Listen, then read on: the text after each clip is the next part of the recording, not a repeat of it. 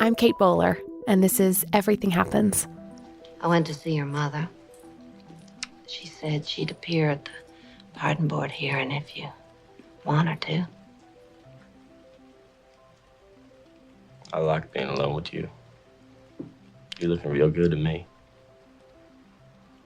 Look at you. Death is breathing down your neck. You're playing your little man on the make games. I'm not here for your amusement, Matthew.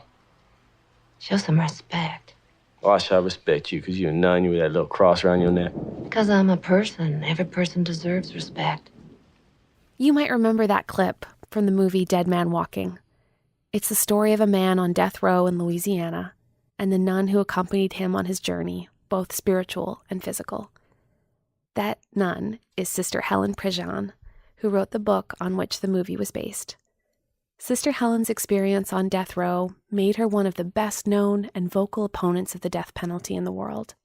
She continues to counsel inmates on death row, as well as the families of murder victims. Her most recent book is called River of Fire, about her own spiritual journey. And I think when you meet someone with a big, beautiful life, the question is, what gave her the courage? And what can we borrow from that for our own lives? Sister Helen, I'm so delighted to have you as a guest. I'm delighted to be here, Kate. This time is going to fly by, so let's get talking. All right.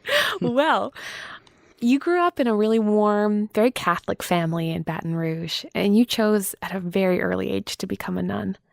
As a historian, I'd like to think I know a lot about Catholicism, but until I read your book, I had no idea how much you had to give up.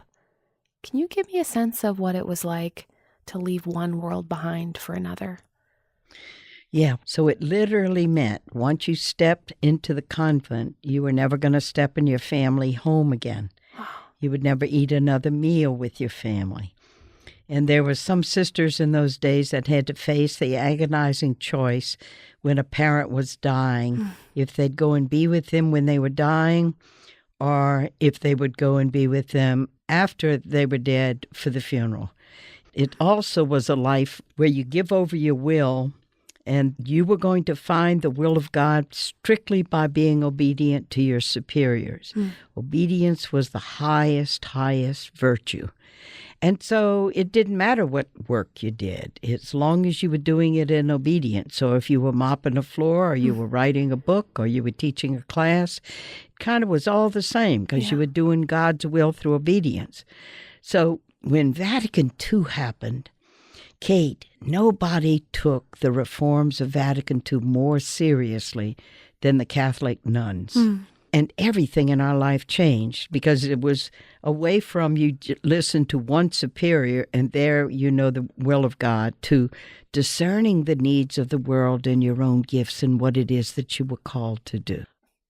You know, Vatican II might not be a familiar term for some people. Would you mind just giving a little explanation of what that was and why it changed the order of your religious life? It was the first worldwide council of the Catholic Church, called by Pope John the 23rd, a little roly-poly older pope. Yeah. It was the first time the Catholic Church had a council, not to condemn the heresy of other people, but to look at the modern world and to see how we could better respond to the needs of the modern world. So all the doors were open to freedom, self-development, and then the Latin American bishops, coming right after Vatican II, were the first to say it is the place, the prime place of the church should be to be with the poor. And so you have then this movement that happens. So it was a huge change. So can you paint me a bit of a before and after? Because, you know, you had this very contemplative, rich spiritual life, but then you have this huge transformation that you describe almost like a lightning striking. So what happened? Yeah. Well, you know, you have to understand the way religious life was described was you were seeking a life of perfection. And that meant a deep life of prayer, And before Vatican II, it was to do penance for the world. The vows enabled you to live very simply. You had a vow of poverty. You only had what you absolutely needed, shared everything in common. Life of obedience, as I mentioned earlier, and chastity, that you would not marry, to give your life over completely to Christ, to the church, to its people, really. Yeah. And so I really wanted the prayer. And now that I look at, I wrote about it in a humorous way because I was so over the top on this. Like, I wanted to be like a mystic. You know how the Bhagavad Gita says you never seek the fruits of your actions? Yeah. Well, man, I was in it for the fruits. Pure and simply in it for the fruits. Bringing that bushel of apples, man, I want to be a mystic. And I had read about how St. Teresa of Avila, she was such a mystic. She'd be in the kitchen. She would start levitating near the stove. Wouldn't that be great to have such union with God that you would levitate out of your pew? Well, of course, it was filled with ego. So anyway, I prayed and I prayed, tried to be deep and all that. And then it was a real conflict for me. When the civil rights movement happened, our sisters went to Latin America, began to get involved with really poor, struggling people, and we had these huge debates in the community. Yeah. Should we be nuns for social justice? And I was taking the spiritual side, like, look, we're nuns, we're not social workers. If we help poor people stay close to God, they'll have everything they need to deal with their life, and they'll be happy with God in heaven. But I didn't know any real poor people. And we go to a conference, and I heard a talk by a nun, Sister Marie Augusta Neal, and she got me. And it was what she said about Jesus. And I'd been studying Jesus, meditating on Jesus, and she said, the line that changed my life, because I guess I was ready for it, was Jesus preached good news to the poor. But she said integral to the good news Jesus preached to poor people is that they had dignity and they had a right not to be poor any longer. That poverty wasn't God's will. It's a human system put in place. And they have a right to seek what is rightfully theirs. And we look at it played out in our country today. People without health care, people without affordable housing, people without education. Yeah. And I got it. And I moved into the St. Thomas housing projects in New Orleans. And that's when African-American people became my teachers about the other America, when you don't have a daddy who's a lawyer and is connected to judges and religious leaders in the city, and you're a black kid and the police are coming after you. And I began to just shed this superficial, like supposedly virtuous life. And I realized I'm not so virtuous. I'm just so blooming protected and cushioned and resourced. And so I began to learn. And then I caught on fire. And seeing the suffering is what catches you on fire. And I call my book River of Fire. To me, fire is the image of passion. It's the image of love. And I begin the book with the epigraph of St. Bonaventure. Ask not for understanding, ask for the fire, because some things go deeper than rational understanding. The question of purpose that sounds like you've just been like deeply into your whole life. I think that only started mattering to me more when I started thinking about my life as limited. It was easier for me just to sort of pay into ideas about like my career or my family or my life. Like it was easier just to imagine that longevity would allow me to sort of to like discover purpose along the way. Yeah. And I don't know, when I read your book, I was so struck by the way that you just seem to really keep yourself awake to what each season is open to, even if you're not totally sure at first where it's going to go. Yeah, but Kate, you got to realize it was a long time waking up for me to awaken to that dimension of the gospel, that it was more than just love your neighbor, was more than just about being polite and charitable to the people around you. But New Orleans was a huge slave port. They used to have an auction block for slaves right in what we call Jackson Square. And I was oblivious. I was oblivious to white privilege. And so the waking up, I call it grace. And when you think of it, you can put yourself in a good surroundings. You can read books. You can hang out with people that you believe are enlightened. But when we wake up from inside, I see it always as grace. It's always a gift. Yeah. And I was 40 years old before I woke up to realize the social justice dimension of being a follower of Christ. In 1982, you became pen pals with an inmate on death row. And you mind just giving a brief overview of this moment that really turned you toward this kind of presence with people who were on death row? Yeah, well, it kind of happened by chance, accidentally, though I know that really isn't what happened. First of all, I was in the St. Thomas housing projects. I was waking up to human rights. I was waking up to the Bill of Rights, to the cause and struggles of the poor. So when I got that invitation to write to Patrick Saunier on death row, I was walking on St. Andrew Street right outside a Hope House where I'd come out of the Adult Learning Center. Here's somebody from the Louisiana Coalition on Jails and Prisons. Hey, Sister Helen. He had a little clipboard. Everybody he was bumping into, he's asking them to be part of this. You want to be a pen pal, somebody on death row? And I thought, I didn't know much about the death penalty. Yeah. I didn't know much about him, but I knew this. If he's on death row, he's poor. I was there to serve poor people. Yeah. And truthfully, in 82, we hadn't had an execution in 20 years. There'd been an unofficial moratorium. I never dreamed this person was going to be executed, much less that I'd be there. Wow. I thought I was just going to write letters. You know, Yeah. I was an English major. I could write some nice letters, send a few poems. And when I'm talking to university kids, I say, look, you got to watch out for sneaky Jesus. I mean, sneaky Jesus. I think I'm only writing letters. I end up with a man electrocuted. Are you kidding me? Tim Robbins loves to say, he said this in the afterword of the of Dead Man Walking when we did the 20-year anniversary edition. Yeah. The nun was in over her head. And indeed, I was. So I thought I was only going to be writing letters. Yeah. I mean, in fact, the first time I visited with Pat Saunier, we were exchanging letters. So I only have his letters, and he's just saying, no one comes to see me. My mama can't come. She's mentally too fragile. She can't walk in this building where they're trying to kill her son. He didn't even ask me to come. But I thought of him sitting there, condemned to death, and no one to visit him. Yeah. So I just wrote him, and I said, look, I'll come see you. And here was Sneaky Jesus Part 2, because you have to fill out a category of visitor, like, are you friend, are you wife, ex-wife? And he said, look, you're a nun. Would you be my spiritual advisor?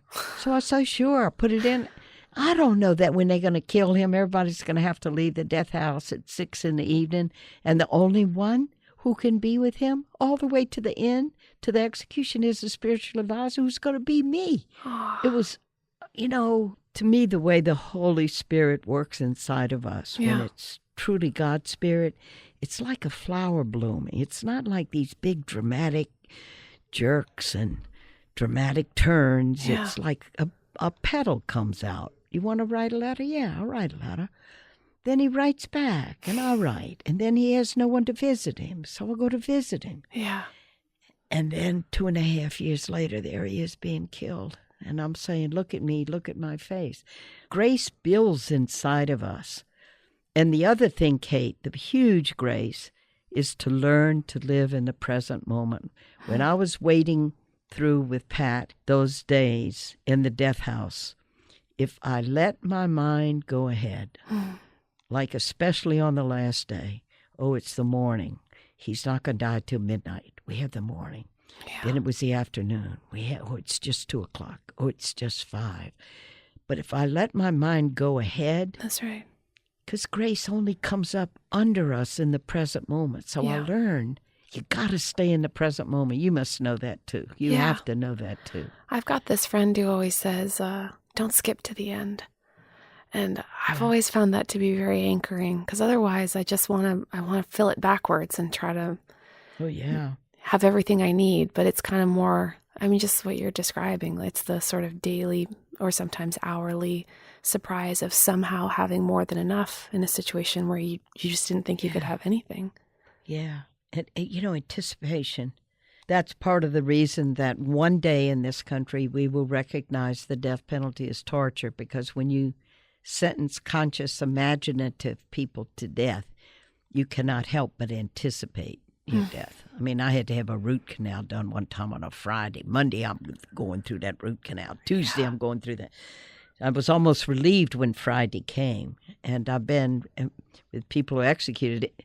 You have an imagination and you have consciousness. And human beings imagine and we anticipate. And you die 1,000 times before you die. But it's true for all of us. My day is going to come. I'm 80 years old. So just like you experienced limits when you got that stage 4, my days are limited. Well, I know I'm not going to live forever. I got a lot of life and energy in me.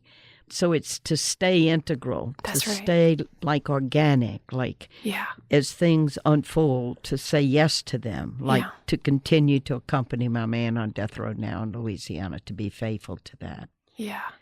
But it's also an adventure when you're always learning. Yeah. And so imagine the learning experience, Kate, of going for the first time to death row. These people are considered so evil that our society believes the only thing we can do with them is to kill them.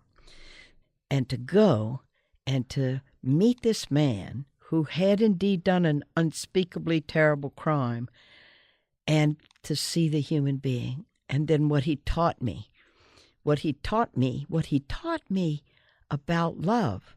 Because in the last hours before he was going to be electrocuted to death, this is Patrick Saunier, and he's going, Sister Helen, are you okay? Because he was worried about me, because he knew this was all trauma for me. But to have the presence, to be able to care about somebody. And so he said, Sister, look, I don't want you seeing this at the end. You just pray for me. Pray God holds up my legs as I walk. But you can't be there. You can't watch this.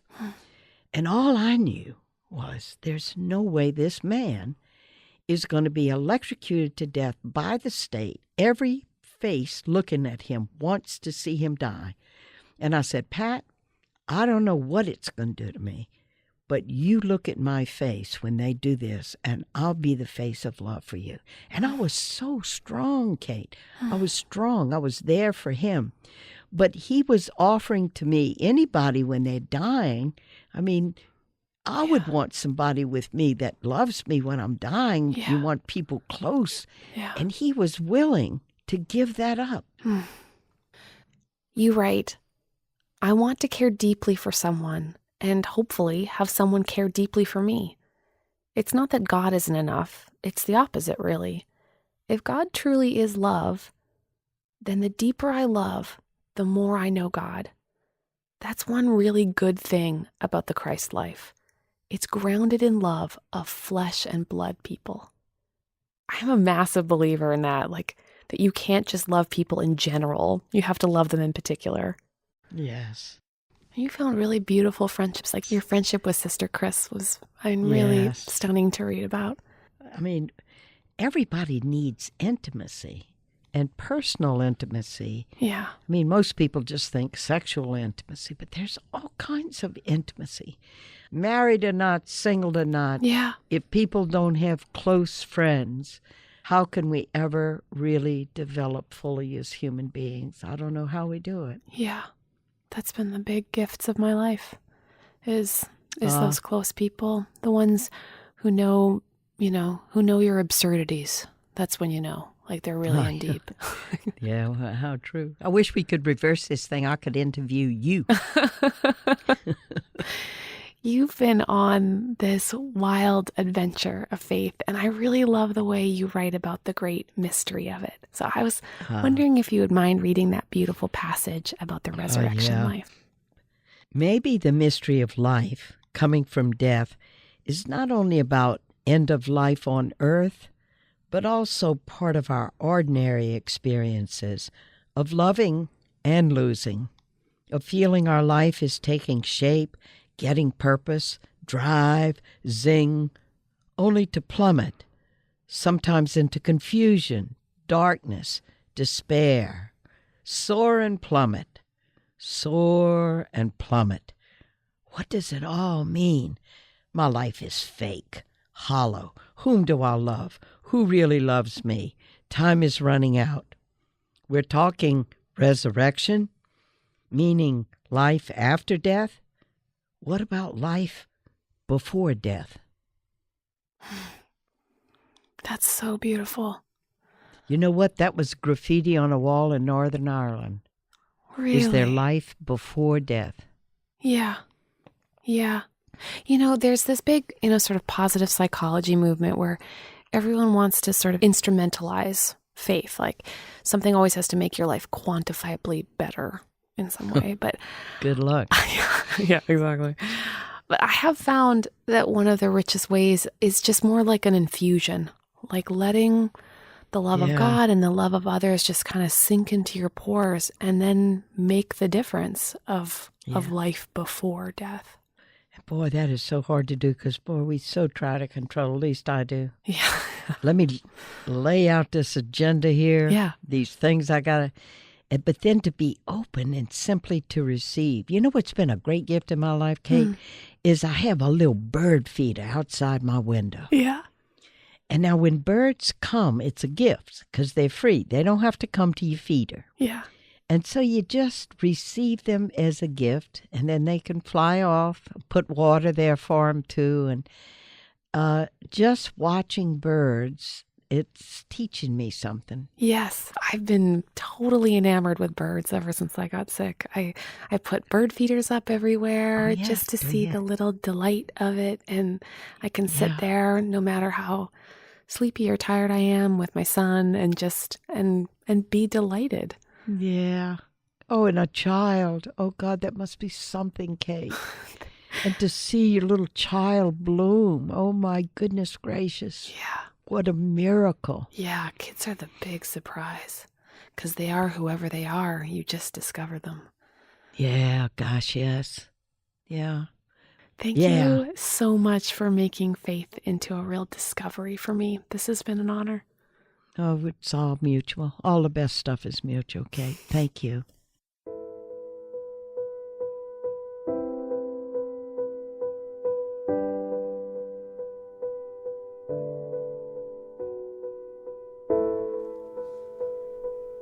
I'm so hungry for purpose lately, just starving for it. I want to know what to do and how to do it and what even matters. Tell me if I should be quitting my job or calling my mom or seeing the pyramids. Speaking of which, I need to call my mom. But I just love how Sister Helen talks about purpose. It's gentle, like petals unraveling one at a time that point you to the gift you have to give. She knew that hers was to be the face of love, as she discovered that she was capable of love that would transform her whole life. So maybe a life of faith and purpose doesn't have to mean one giant life-altering decision. But maybe it looks like trusting sneaky Jesus to light the way, one tiny yes at a time. So I'm praying for that kind of bravery for all of us. The gentle nudges. I can practically hear my mom saying, "Call me back." Oh wait, that is her. Okay, I'll talk to you later.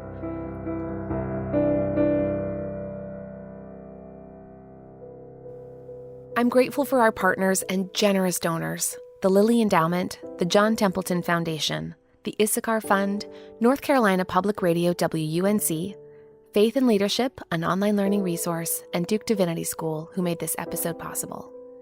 And a shout out to my super team, Beverly Abel, Jessica Ritchie, and Be the Change Revolutions.